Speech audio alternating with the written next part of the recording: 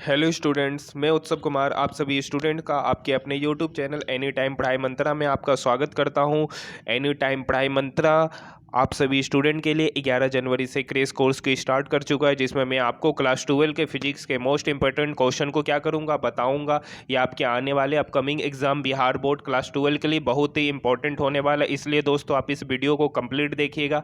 Video को start करने से पहले सबसे पहले आप एनी टाइम पढ़ाई मंत्रा के चैनल को सब्सक्राइब कर सकते हैं और साथ ही साथ मेरे यूट्यूब चैनल उत्सव मैथ्स को भी सब्सक्राइब कर सकते हैं, जिसका लिंक इस वीडियो के डिस्क्रिप्शन में दे रखा है। आइए दोस्तों, आज का जो टॉपिक हम लोग स्टार्ट करने जा रहे हैं उस टॉपिक का नाम है इलेक्ट्रिक करंट। इलेक्ट्रिक करंट के हम लोग मोस्ट इंपॉर्टेंट ऑब्जेक्टिव क्वेश्चन को देखेंगे, जो आपके आने वाले क्लास 12 फिजिक्स के एग्जाम जो 2021 बिहार बोर्ड का होने वाला है उसके लिए बेहद ही इंपॉर्टेंट होने वाला है। तो आइए दोस्तों वीडियो को स्टार्ट करते हैं।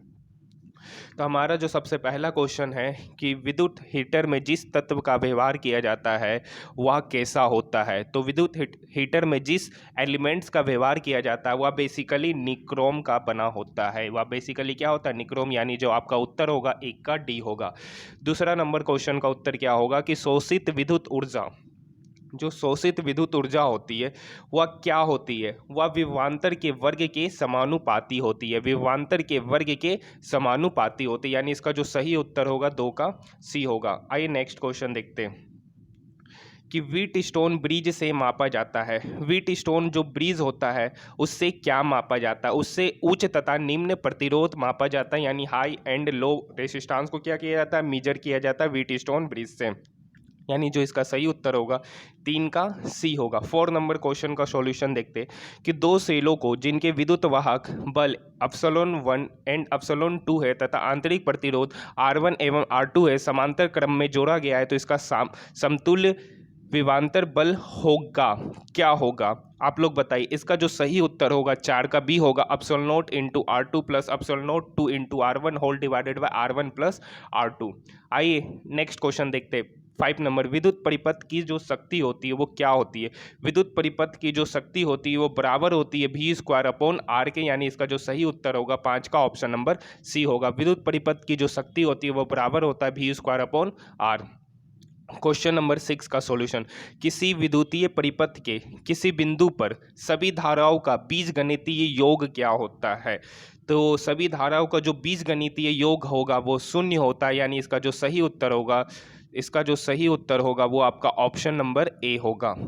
ठीक है, आइए क्वेश्चन नंबर 7 को देखते हैं कि विद्युत वाहक बल का विमा होता डाउट नट। अगर स्टूडेंट्स कोई भी क्वेश्चन में फंस गए हो तो क्वेश्चन को क्रॉप करो, मात्र 5 सेकंड में सॉल्यूशन मिलेगा।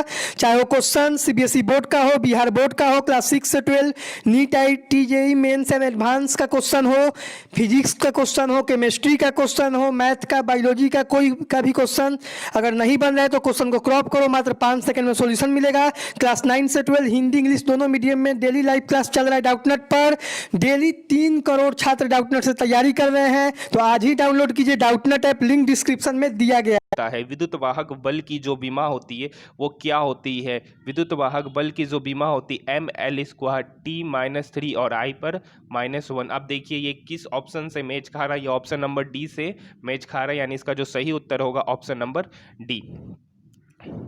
ठीक है, आइए क्वेश्चन नंबर 8 देखते। जब किसी एमीटर को संट किया जाता है तो उसकी माप सीमा क्या होती है? जब किसी एमीटर को संट किया जाता है तो उसकी जो माप सीमा हो जाती है वो बढ़ जाती है, यानी इसका सही उत्तर ऑप्शन नंबर ए होगा। आइए क्वेश्चन नंबर 9 को देखते हैं कि किलोवाट मात्रक जो होता है वो किसका होता है? हम लोगों को पता है कि जो किलोवाट घंटा यानी किलोवाट घंटा जो होता है वो मात्रक होता है। वो किसका मात्रक होता है? तो वो ऊर्जा का मात्रक होता है, यानी इसका जो सही उत्तर होगा क्या होगा? ए नंबर होगा। और एक बात और बता देते हैं कि 1 किलोवाट ऊर्जा बराबर होता है 1 किलोवाट आवर बराबर होता है 3.6 इंटू 10⁶ जूल के बराबर होता है। ठीक है, और आपको पता है कि जूल किसका यूनिट है? तो ऊर्जा का। तो यानी 9 का सही उत्तर क्या होगा? Option number A. Question number 10 के बारे में पूछ रहा है कि इनमें से कौन सी राशि अदिश है? अब हम लोगों को पता है कि अदिश राशि उस राशि को कहते हैं जिसमें सिर्फ और सिर्फ परिमाण होता है, दिशा नहीं होता है। तो आप यहाँ पे क्वेश्चन नंबर 10 देख सकते हैं कि आवेश, आवेश का सिर्फ परिमाण होता है, दिशा नहीं होता है। ठीक है, तो यानी इसका जो सही उत्तर होगा ए, बी और सी। इसका जो सही उत्तर होगा ए, बी और सी तीनों होगा। ठीक है, इसका सही उत्तर 10 का ए, बी, सी ये तीनों ऑप्शन क्या होगा? आइए क्वेश्चन नंबर 11 के बारे में देखते हैं। किसी विभव मापी की संवेदनशीलता बढ़ाने के लिए, किसी विभव मापी की संवेदनशीलता बढ़ाने के लिए इसकी लंबाई को भी क्या करना पड़ेगा, बढ़ाना पड़ेगा। अगर किसी विभव मापी की संवेदनशीलता को बढ़ाना है तो उसको बढ़ाने के पहले सबसे पहले हमको लंबाई को भी क्या करना पड़ेगा, बढ़ाना पड़ेगा। यानी इसका जो सही उत्तर होगा 11 का डी होगा।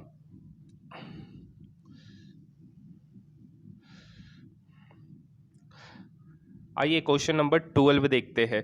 क्वेश्चन नंबर 12 बोल रहा है कि एक समान वेग से चलायमान आवेश उत्पन्न करता है। एक समान वेग से चलायमान वेग आवेश उत्पन्न करता है तो कितना, क्या उत्पन्न करता है, तो विद्युत चुंबकीय क्षेत्र उत्पन्न करता है। एक समान वेग से चलायमान आवेश विद्युत चुंबकीय क्षेत्र उत्पन्न करता है। यानी इसका जो सही उत्तर होगा ऑप्शन नंबर सी होगा। क्वेश्चन नंबर 13, किसके लिए प्रतिरोध ताप गुणांक हमेशा धनात्मक होता है।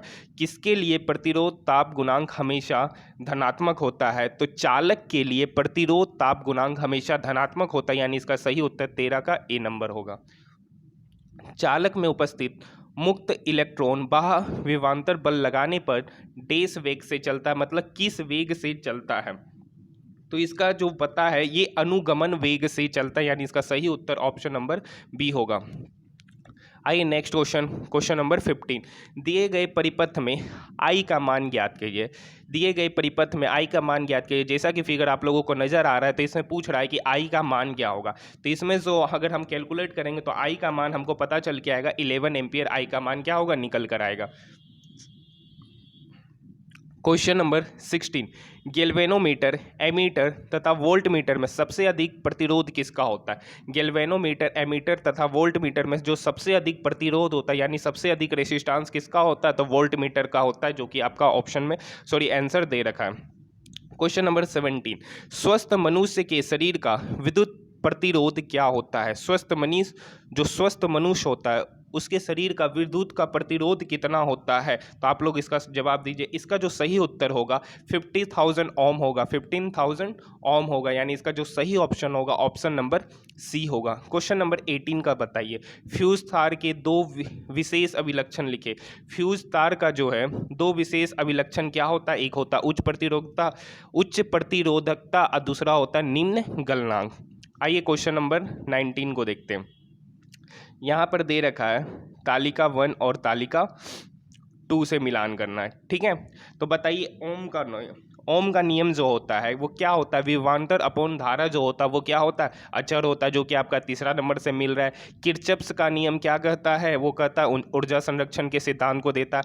अब आप बताइए गौ नंबर जो कि दे रखा, बल इंटू वेग बराबर होता है विभवांतर इंटू धारा के बराबर होता है। किलोवाट आवर बराबर होता है विभवांतर गुने धारा गुना समय के बराबर होता है। जैसा कि आपका ऑप्शन क्या किया गया, जो जैसा कि मैच किया हुआ आप देख सकते हैं। आइए क्वेश्चन नंबर 20 देखते हैं। दो बल्ब क्रमशः 2 वाट एवं 300 वाट पर समान शक्ति का उपयोग करते।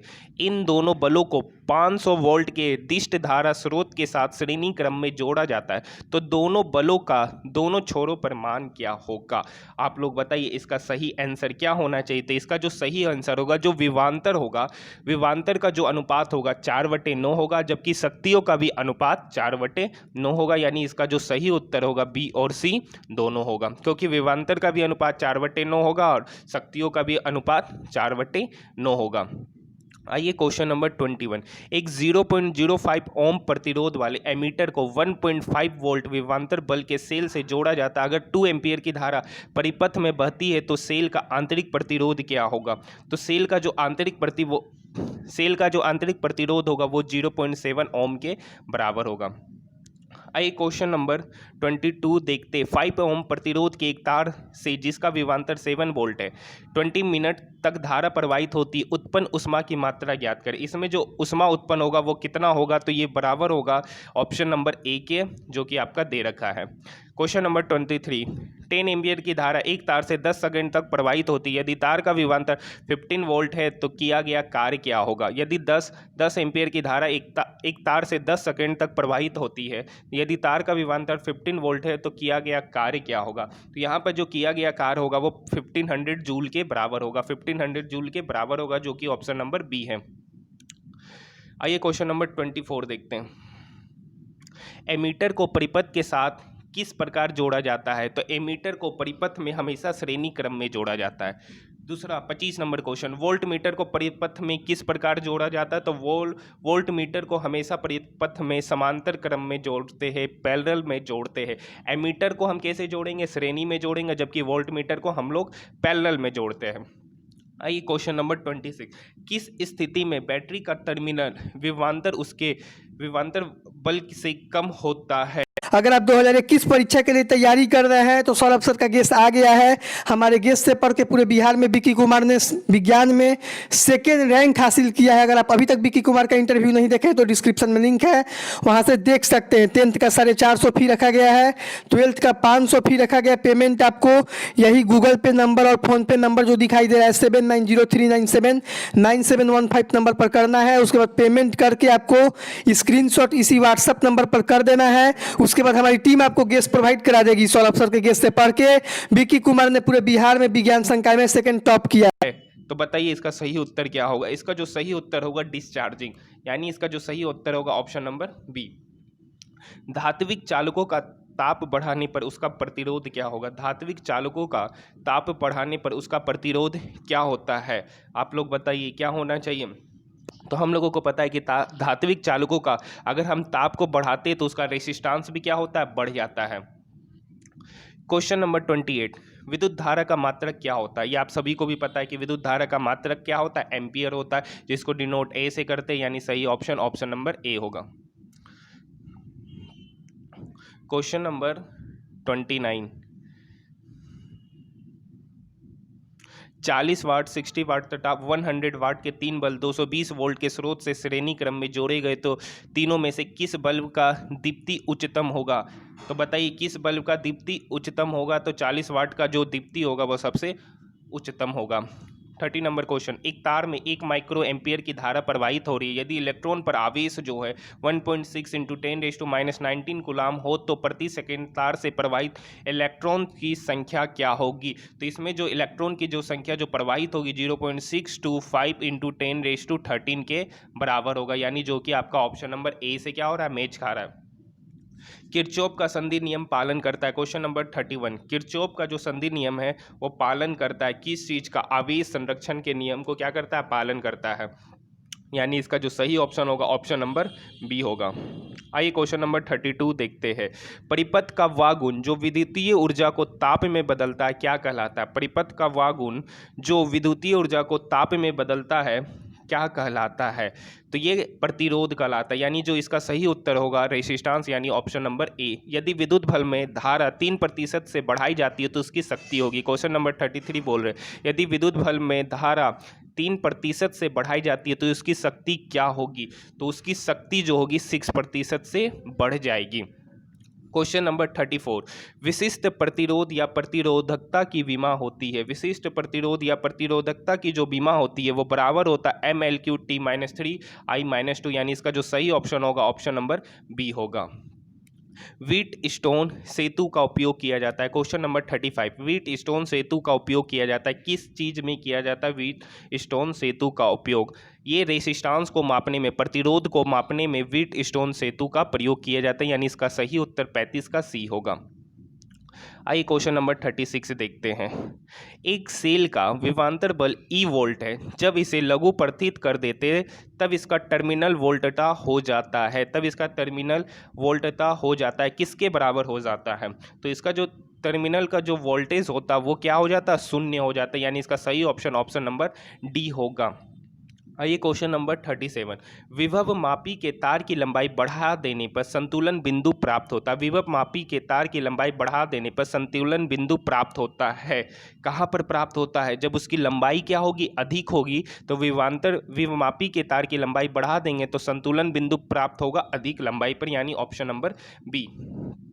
आइए क्वेश्चन नंबर 38, एक धारा मापी का प्रतिरोध G है। कुल धारा का 1/n भाग प्रवाहित करने के लिए वैवत शंट का प्रतिरोध होगा क्या होगा? इसका जो सही उत्तर होगा G/n-1, G/n N-1, जो कि आपका ऑप्शन नंबर डी से मेच खा रहा है। क्वेश्चन नंबर 39, ताप बढ़ाने के साथ अर्धचालक का प्रतिरोध पर क्या प्रभाव पड़ता है? ताप बढ़ाएंगे तो अर्धचालक का प्रतिरोध क्या हो जाएगा? घट जाएगा, यानी इसका 39 का सही ऑप्शन ऑप्शन नंबर बी होगा। क्वेश्चन नंबर 14 में देख सकते हैं एक फिगर दे रखा है, ठीक है, 2 एम का करंट पास कराएगा तो परिपथ में धारा आई का मान क्या होगा? तो इसका जो सही ऑप्शन होगा, जो सही आंसर निकल के आएगा, ये अगर इसे कैलकुलेट करेंगे तो यहाँ दे रखा 2 एम, अगर इसको हम कैलकुलेट करेंगे तो इसका सही आंसर निकल के आ जाएगा 5 एम्पियर। इसमें क्या होगा? करंट प्रवाहित होगा, यानी इसका सही ऑप्शन ऑप्शन नंबर ए होगा। क्वेश्चन नंबर 41 का सॉल्यूशन देखिए, यहाँ पर फिर से -1 volt I current 300 ohm -4 volt धारा आई का मान क्या होगा? यानी 41 नंबर क्वेश्चन में एक फिगर दे रखा है, उसमें पूछ रहा है कि धारा आई का मान क्या होगा। तो बताइए, धारा आई का मान जो इसमें प्रवाहित होगा 10⁻² एम्पियर होगा, 10⁻² एम्पियर होगा, यानी इसका जो सही ऑप्शन होगा आपका ऑप्शन नंबर ए होगा। आइए क्वेश्चन नंबर 42 देखते हैं। 100 वाट हीटर द्वारा 2 मिनट में उत्पन्न ऊष्मा होगी। बोल रहा है कि 100 वाट का हीटर है तो उसमें 2 मिनट में कितना ऊष्मा क्या होगा? उत्पन्न होगा। तो आप लोग बताइए, इसमें जो ऊष्मा उत्पन्न होगा 12 × 10⁻³ जूल होगा। 12 × 10⁻³ जूल ऊष्मा क्या होगा? उत्पन्न होगा, यानी इसका जो सही उत्तर होगा ऑप्शन नंबर डी होगा। आइए क्वेश्चन नंबर 43, धारा आई का मान बताइए। यहाँ पर एक फिगर दे रखा है, उसमें पूछ रहा है कि धारा आई का मान कितना निकल कर आएगा। तो इसमें धारा आई का जो मान निकल के आएगा वो 2 एम्पियर निकल कर आएगा। आइए क्वेश्चन नंबर 44, एक छड़ का प्रतिरोध 1 ओम है से मोड़कर एक वर्ग बनाया गया। इसके 2 क्रमागत छोरों को बीच समतुल्य प्रतिरोध क्या होगा? इसमें जो 2 क्रमागत छोर है उनके बीच जो समतुल्य प्रतिरोध होगा वो क्या होगा? तो ये जो बराबर होगा 3/16 ओम के बराबर होगा, यानी इसका सही उत्तर होगा option number C. Question number 45, R के किस मान के लिए धारा आई का मान मैक्सिमम होगा? आर के किस मान के लिए धारा आई का मान मैक्सिमम होगा? तो आप लोग बताइए, आर के किस मान के लिए धारा आई का मान मैक्सिमम होगा? तो यहाँ पर एक फिगर दे रखा है, तो यानी जो कैपिटल आर जो होगा वो बराबर होना चाहिए स्मॉल आर के, यानी इसका जो सही उत्तर होगा आई का मान जो मैक्सिमम होगा वो कैपिटल आर बराबर स्मॉल आर, यानी option number A. Question number 46, 40 वाट, 60 वाट, 1000 वाट के 3 बल्ब है, किसका प्रतिरोध सबसे कम होगा? किसका प्रतिरोध सबसे कम होगा? तो हम लोगों को पता है कि 100 वाट का जो बल्ब है, जो सबसे बड़ा वाट का बल्ब है, उसका प्रतिरोध रेसिस्टेंस क्या होगा? सबसे कम होगा, यानी इसका जो सही उत्तर होगा ऑप्शन नंबर सी होगा। 1 किलोवाट आवर कितने के बराबर होता है? अभी जस्ट ऊपर में बताए थे कि 1 किलोवाट आवर जो होता है वो बराबर होता है 3.6 × 10⁻6 जूल के बराबर होता है। लिख देते 3.6 × 10⁻6 जूल के बराबर होता है, जो कि आपका ऑप्शन नंबर डी से क्या हो रहा है? मैच खा रहा है। ठीक है, आइए नेक्स्ट क्वेश्चन देखते। परिपथ में दिखाई गई धारिता पर आवेश होगा, जैसा कि फिगर में आपको दिखाया गया। एक क्या बनाया गया है? एक परिपथ बनाया गया, एक सर्किट बनाया गया। इसमें पूछ रहा है कि धारिता पर आवेश कितना होगा। अगर हम इसको कैलकुलेट करेंगे तो यहाँ पर जो मान निकल के आएगा 6 माइक्रोकूलाम निकल के आएगा, यानी इसका जो सही उत्तर होगा ऑप्शन नंबर सी होगा। क्वेश्चन नंबर 49, गैल्वेनोमीटर को वोल्टमीटर बनाने में ज़रूरत है। गैल्वेनोमीटर को वोल्टमीटर बनाने में ज़रूरत है तो किसका ज़रूरत है? तो हाई रेसिस्टेंस का ज़रूरत है, उच्च प्रतिरोध का ज़रूरत है, यानी इसका जो सही उत्तर होगा ऑप्शन नंबर ए होगा। आइए क्वेश्चन नंबर 50, किरचॉफ का द्वितीय नियम है। किरचॉफ का द्वितीय नियम क्या कहता है? अभी ऊपर भी हमने जहाँ पर मैच द फॉलोइंग दे रखा था, मिलान करना था, वहाँ पर भी पढ़े थे। जो किरचॉफ का जो लॉ होता है वो ऊर्जा संरक्षण के नियम पर क्या होता है? लागू होता है, यानी इसका जो सही उत्तर होगा वो ऑप्शन नंबर बी होगा। आइए क्वेश्चन नंबर 51, व्हीट स्टोन सेतु से तुलना करता है। व्हीट स्टोन सेतु से तुलना कौन करता है? तो प्रतिरोध का। व्हीट स्टोन सेतु से जो तुलना करता है रेसिस्टेंस यानी प्रतिरोध, यानी इसका सही उत्तर होगा ऑप्शन नंबर ए। जब किसी धातु प्रतिरोध का ताप बढ़ाया जाता है तब उसकी चालकता एवं प्रतिरोधकता का गुणनफल क्या होगा? तो आपको पता है कि जब किसी धातु प्रतिरोध का ताप को बढ़ाएंगे तब उसकी चालकता एवं प्रतिरोध का जो गुणनफल होगा वो अपरिवर्तित होगा, यानी ऑप्शन नंबर सी, यानी चेंज नहीं करेगा। क्वेश्चन नंबर 53, क्वेश्चन नंबर 53 कह रहा है कि ए तथा बी के बीच 2 ओम तथा 4 ओम के समांतर परिपथ से होकर एक विद्युत धारा प्रवाहित होती है। तो 2 ओम तथा 4 ओम में उत्पन्न ऊष्मा का अनुपात क्या होगा? तो इसमें जो उत्पन्न ऊष्मा होगी उनका जो रेशियो होगा वो 2:1 के रेशियो में क्या होगा? बराबर होगा, यानी इसका सही उत्तर ऑप्शन नंबर ए होगा। क्वेश्चन नंबर 54, आपको एक एक ओम का 3 प्रतिरोध दिया गया है, आपको एक एक ओम का 3 प्रतिरोध दिया गया है। इनके संयोजन से न्यूनतम प्रतिरोध प्राप्त किया जा सकता है। कैसा प्राप्त किया जा सकता है? वो बराबर होगा 1/3 ओम के बराबर होगा, यानी इसका सही उत्तर क्या होगा? ऑप्शन नंबर डी होगा। एक आदर्श वोल्ट मीटर का प्रतिरोध क्या होता है? एक आदर्श वोल्ट मीटर का जो प्रतिरोध होता है वो अनंत होता है, इन्फिनिटी होता है, यानी इसका सही उत्तर क्या होगा? ऑप्शन नंबर ए होगा। क्वेश्चन नंबर 56, क्वेश्चन नंबर 56 कर रहा है एक प्रतिरोधक आर से होकर विद्युत धारा आई गुजरती है। बोल रहा है कि एक प्रतिरोधक आर से होकर विद्युत धारा आई गुजरती है, तब क्या होता है?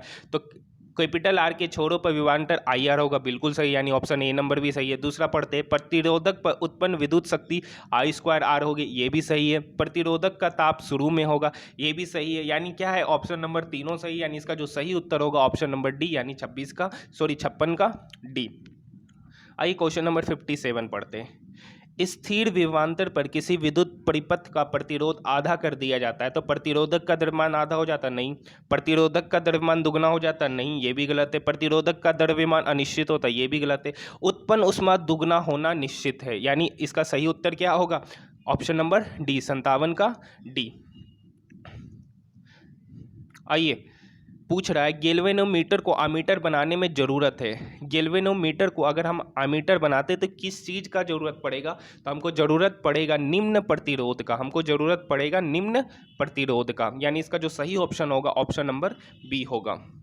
आइए जैसा कि फिगर में दिखाया गया क्वेश्चन नंबर 59 में कि E1 दे रखा 10 वोल्ट, E2 दे रखा 6 वोल्ट, दोनों सेल या बैटरी का EMF है, और R1 दे रखा 2 एम, स्मॉल R2 दे रखा 1 ओम। इसमें आंतरिक प्रतिरोध है, C और D के बीच के सेल का विभवांतर होगा, C और D के बीच के जो सेल का विभवांतर होगा वो हमेशा 6 वोल्ट से क्या होगा? अधिक होगा। 6 वोल्ट से क्या होगा? अधिक होगा, यानी इसका जो सही ऑप्शन होगा वो आपका ऑप्शन नंबर ए होगा।